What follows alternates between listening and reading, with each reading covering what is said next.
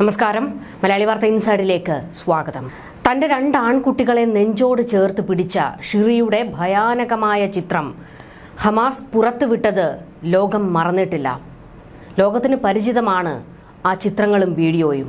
ആ അമ്മയുടെ നെഞ്ചോട് ചേർന്നിരിക്കുന്ന കുഞ്ഞ് കഫീറിന്റെ ചിത്രം ലോകത്തിന്റെ നെഞ്ചുലച്ചു. ചുറ്റും നടക്കുന്നത് എന്താണെന്ന് അവൻ അറിയില്ലല്ലോ. ഇടയ്ക്ക് അവന്റെ പുഞ്ചിരിക്കുന്ന മുഖവും ലോകം കണ്ടു. എന്നാൽ ഇനി ആ പുഞ്ചിരിയില്ല, അത് മാഞ്ഞു. ആ കുഞ്ഞു ജൂതനെ കൊന്നൊടുക്കി ഹമാസ്. ഇസ്രയേലിന്റെ നെഞ്ചുലച്ച് ജൂതന്റെ കണ്ണീര് വീഴ്ത്തി ഹമാസ് വീണ്ടും തീക്കളിക്ക് തുടക്കം കുറിച്ചിരിക്കുന്നു. ഇനി സമാധാനമില്ല, ചർച്ചയില്ല, വെടിനിർത്തലുമില്ല. ഗാസ ഛിന്ന ഭിന്നമാക്കുമെന്ന് ഇസ്രയേലിന്റെ വെല്ലുവിളി. ഹമാസ് ബന്ദിയാക്കിയ ഏറ്റവും പ്രായം കുറഞ്ഞ ആളായിരുന്നു കഫീർ. 9 മാസമായിരുന്നു അപ്പോൾ അവന്റെ പ്രായം. ട്രംപ് ഭാവി ഗാസയുടെ ചിത്രം പുറത്തുവിട്ടതിന് പിന്നാലെ വെസ്റ്റ് ബാങ്കിൽ ഇസ്രയേൽ ജൂത കുടിയേറ്റ നീക്കം ശക്തമാക്കി തുടങ്ങിയതിന് പിന്നാലെയാണ് ഹമാസ് ഇസ്രയേലിനെ പൊള്ളിക്കുന്ന ആ വിവരം പുറത്തുവിട്ടത്. കുഞ്ഞു കഫീറും അവന്റെ ജ്യേഷ്ഠൻ 4 വയസ്സുകാരൻ ഏരിയലും അവരുടെ അമ്മ ഷിരിയും കൊല്ലപ്പെട്ടിരിക്കുന്നുവെന്ന്. അവരുടെ അച്ഛനായ യാർദേനെ ഈയിടെയാണ് ഹമാസ് മോചിപ്പിച്ചത്. ബന്ദികളെ മോചിപ്പിക്കാൻ തുടങ്ങിയത് മുതൽ എല്ലാവരും ആകാംക്ഷയോടെ ചോദിക്കുന്ന പേരായിരുന്നു കഫീർ ബിബാസിന്റേത്. ഹമാസ് തട്ടിക്കൊണ്ടുപോയവരിൽ ഏറ്റവും പ്രായം കുറഞ്ഞ ബന്ദി.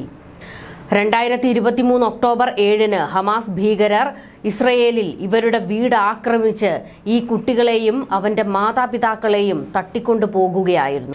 ഇവരുടെ കുടുംബത്തെ തട്ടിക്കൊണ്ടു പോകുന്ന ദൃശ്യങ്ങൾ ലോക ശ്രദ്ധ പിടിച്ചുപറ്റിയിരുന്നു. ഇസ്രയേൽ ഗാസയിൽ നടത്തിയ ബോംബ് ആക്രമണത്തിൽ കഫീറും സഹോദരനും അമ്മയും കൊല്ലപ്പെട്ടതായി 2023 തന്നെ ഹമാസ് ഭീകരർ പ്രഖ്യാപിച്ചിരുന്നു.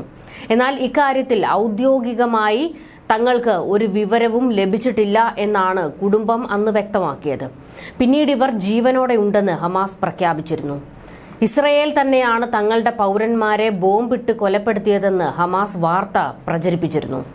ഹമാസ് ഭീകരരെ വേട്ടയാടുന്നതിന് ഗാസ ചുട്ട് ചാമ്പലാക്കിയിരുന്നല്ലോ ഇസ്രയേൽ ആക്രമണം അവസാനിപ്പിക്കുന്നതിന് വേണ്ടി ഹമാസ് ഇറക്കിയ തന്ത്രമായിരുന്നു ഇസ്രയേൽ ബോംബിട്ട് കൊല്ലുന്നവരുടെ കൂട്ടത്തിൽ ബന്ദികളും ഉണ്ടെന്ന്. എന്നാൽ ഇസ്രയേൽ ആക്രമണം ശക്തമാക്കുകയായിരുന്നു ചെയ്തത്. ഒടുവിൽ ബന്ദികളെ വെച്ച് വിലപേശുന്ന കാർഡ് ഹമാസ് ഇറക്കി. അന്നാണ് കഫീർ ജീവനോടെയുണ്ടെന്ന് ഹമാസ് പ്രഖ്യാപിച്ചത്. ഹമാസ് പുറത്തുവിട്ട മോചിപ്പിക്കുന്നവരുടെ പട്ടികയിൽ ഇവരുടെ പേരും ചിത്രങ്ങളും ഉണ്ടായിരുന്നു. അതോടെ ലോകത്തിനൊരു ആശ്വാസമായിരുന്നു, കുഞ്ഞ് കഫീർ ജീവനോടെ ഉണ്ടല്ലോ എന്ന്. ആ കുഞ്ഞു ജൂതൻ ജീവനോടെ ഉണ്ടെന്ന ആശ്വാസത്തിലായിരുന്നു നെതന്യാഹു ഭരണകൂടവും. എന്നാൽ കാര്യങ്ങളെല്ലാം ഇപ്പോൾ കീഴ്മേൽ മറിഞ്ഞിരിക്കുന്നു.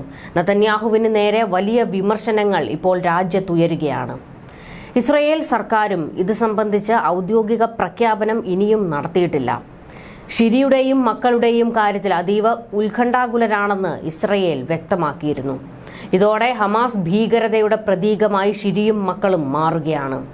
ഹമാസ് നേതാവ് ഖലീൽ അൽ ഖയ്യയാണ് ഷിരിയും കുട്ടികളും കൊല്ലപ്പെട്ടതായും ഇവരുടെ മൃതദേഹങ്ങൾ വ്യാഴാഴ്ച കൈമാറുമെന്നും പ്രഖ്യാപിച്ചത്. 6 ഇസ്രയേൽ ബന്ദികളുടെ മോചനം ശനിയാഴ്ച നടക്കുമെന്നാണ് ഹമാസ് നേതൃത്വം അറിയിക്കുന്നത്. ഇതോടെ ആദ്യഘട്ട ബന്ദികളുടെ മോചനം പൂർത്തിയാക്കും.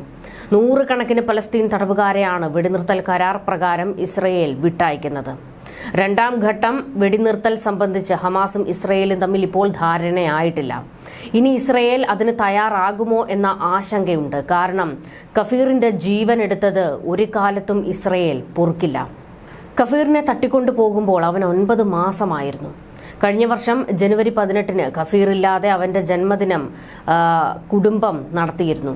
അവന്റെ കുടുംബം അന്ന് മാധ്യമങ്ങൾക്ക് മുന്നിൽ പറഞ്ഞത് ലോകത്തിലെ ഏറ്റവും ദുഃഖകരമായ ജന്മദിനം എന്ന് ഇത് അടയാളപ്പെടുത്തുന്നു എന്നാണ്. കാരണം ചുവന്ന തലയുള്ള കഫീർ ബിബാസിന് 1 വയസ്സ് തികയുന്നു. എന്നാൽ അവൻ ഞങ്ങളോടൊപ്പമില്ല, ബന്ദിയാക്കപ്പെട്ടിരിക്കുന്നു. ആ കുടുംബം മാധ്യമങ്ങൾക്ക് മുന്നിൽ ഇത് പറയുമ്പോഴും നെതന്യാഹു സർക്കാരിന് നേരെ വലിയ വിമർശനങ്ങൾ ഉയർന്നിരുന്നു. ബന്ദികളെ ഉടൻ തിരികെ എത്തിക്കണം എന്ന് വലിയ രീതിയിൽ സർക്കാരിന് നേരെ, ഇസ്രയേൽ ഭരണകൂടത്തിന് നേരെ മുറവിളികൾ ഉയർന്നിരുന്നു. ടെല്ലവീവിലെ ഹോസ്റ്റേജ് സ്ക്വയറിൽ ബിബാസ് കുടുംബവും മറ്റുള്ളവരും അവന്റെ 1ാം പിറന്നാളിൽ ഒത്തുകൂടിയിരുന്നു. ബന്ദിമോചനം എത്രയും പെട്ടെന്ന് സാധ്യമാക്കുന്നതിന് വേണ്ടി ബന്ദികളുടെ ബന്ധുക്കൾ എല്ലാവരും കഫീറിന്റെ ജന്മദിനത്തിൽ പങ്കെടുക്കുകയും ചെയ്തിരുന്നു. കിബഡ്സ് നിർ ഓസ് കമ്മ്യൂണിറ്റി ഒരു സാധാരണ ഡേ കെയറിൽ വെച്ചാണ് കഫീറിന്റെ ജന്മദിനാഘോഷം സംഘടിപ്പിച്ചത്. ഓറഞ്ച് ബലൂണുകളും ഒരു കേക്കും ഒരുക്കിയിരുന്നു. കഫീറിനെ മറ്റ് ബന്ദികളെയും എത്രയും പെട്ടെന്ന് മോചിപ്പിക്കുന്നതിനു വേണ്ടി ബിബാസ് കുടുംബവും സുഹൃത്തുക്കളും ജന്മദിന പാർട്ടിയുടെ ഫോട്ടോകളെല്ലാം സോഷ്യൽ മീഡിയയിൽ പോസ്റ്റ് ചെയ്യുകയും ചെയ്തിരുന്നു. അന്നിത് വലിയ വാർത്തയായതിനു പിന്നാലെ ബെഞ്ചമിൻ നെതന്യാഹു ഒരു പ്രഖ്യാപനവും നടത്തിയിരുന്നു. അവന്റെ ആ പുഞ്ചിരി മായില്ല, അവനെ എത്രയും പെട്ടെന്ന് തിരികെ കൊണ്ടുവന്നിരിക്കുമെന്നാണ്. പിന്നീട് മാധ്യമങ്ങളിൽ നിറഞ്ഞത് കഫീർ എന്ന കുഞ്ഞു ജൂതനായിരുന്നു. എന്നാൽ എല്ലാ പ്രതീക്ഷകളും അവസാനിച്ചിരിക്കുന്നു. ബെഞ്ചമിൻ നെതന്യാഹു കൊടുത്ത വാക്കും പാഴ്വാക്കായി മാറിയിരിക്കുന്നു. അവൻ ഇന്ന് ഈ ലോകത്ത് ജീവനോടെയില്ല. ലോകത്തിന്റെ ഉള്ളുലയ്ക്കുകയാണ് കഫീർ എന്ന കുഞ്ഞു ജൂതൻ. ഹമാസ് കൈമാറുന്ന ഇസ്രയേൽ ബന്ദികളുടെ മൃതദേഹങ്ങൾ തിരിച്ചറിയൽ പരിശോധന നടത്തുമെന്നാണ് ഇസ്രയേൽ അറിയിച്ചിരിക്കുന്നത്. ഗാസയിലേക്ക് അവശ്യ വസ്തുക്കൾ എത്തിക്കുന്ന നടപടികൾ എത്രയും വേഗത്തിലാക്കാൻ ഇസ്രയേൽ നിർദ്ദേശം നൽകുകയും ചെയ്തിട്ടുണ്ട്. എന്താണ് ഗാസയിൽ ഇനി ഇസ്രയേൽ കണക്ക് കൂട്ടുന്നത് എന്നുള്ള ആശങ്ക ഇതോടുകൂടി ശക്തമാകുകയാണ്. ഗാസയിൽ ഹമാസ് സാന്നിധ്യം പൂർണ്ണമായി ഇല്ലാതാക്കണമെന്നാണ് ഇസ്രയേൽ ആഗ്രഹിക്കുന്നത്. എങ്കിലും ഹമാസ് പ്രവർത്തകർ ഗാസയിൽ ഇപ്പോഴും വീണ്ടും മേൽക്കൈ നേടുന്ന അവസ്ഥയിലേക്ക് എത്തുകയാണ്. പലസ്തീനിലേക്ക് അവിടെ നിന്നും പലായനം ചെയ്തു പോയ കുറേ ആൾക്കാർ തിരികെ വരുന്നുണ്ട്.